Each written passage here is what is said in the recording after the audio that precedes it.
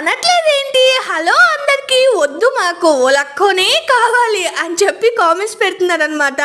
నేనైతే ఫుల్ నవ్వుకుంటున్నాను మీ కామెంట్స్ విని.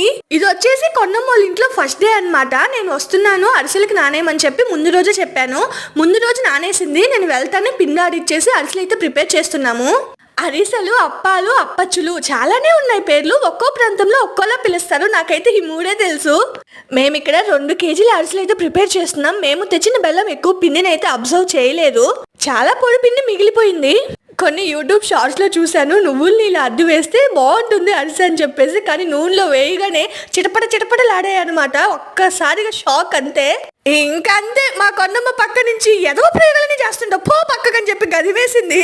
సైలెంట్గా ఓ పిండి ముద్ద తీసుకుని నోట్లో పెట్టుకుని పక్కకు వచ్చేసినాం.